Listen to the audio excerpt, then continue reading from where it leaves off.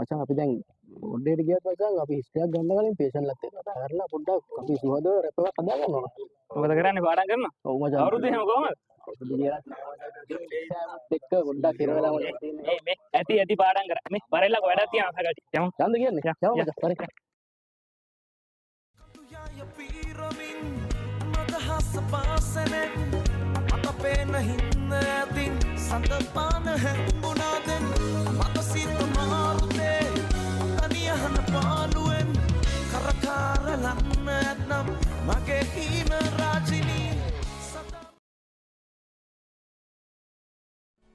සඳවතියේ ඔබේ මුදු දැතේ වලලු හඬින්වා සිත පිදිදේ ඔවරිලතා මහද කැලපේ පායන සඳමින් ඔබ මා සිත බැවලේ තාන තනා තන්දේ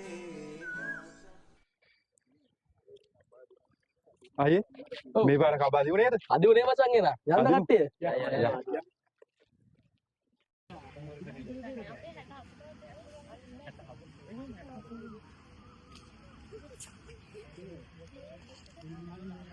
එන්න වැඩ තියෙනවා.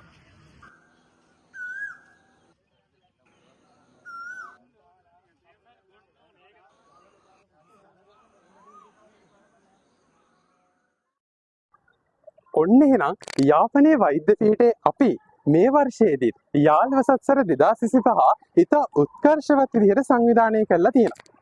දිනෙන්දී ඒ යටතේ ජන ක්‍රීඩා විදිහට අලියට ඇස තැබීම, කණාමුට්ටි පිදීම ඒ විතරක් නෙවෙයි සැඟවුණු මුත්‍රාසීම් වගේ ක්‍රීඩා සංවිධානය කළා. ඇයිටසින ඒ විතරක්ද? පැණි බඹරේ, කබෑදීම, පොට්ට පොර වගේ ජන සම්පන්න ක්‍රීඩා රැසකුත් අපි සංවිධානය කරලා තියෙනවා. அவள உண்டானோ? இல்ல ஆகாஷ், அத்துடன் கையிழுத்தல் மற்றும் ரபான், நடன நிகழ்ச்சிகள், பாடல் நிகழ்ச்சிகள், யாழ் வசத் குமரா, யாழ் வசத் குமரிய. ඔන්න එහෙනම් දවස අමතක කරන්න එපා.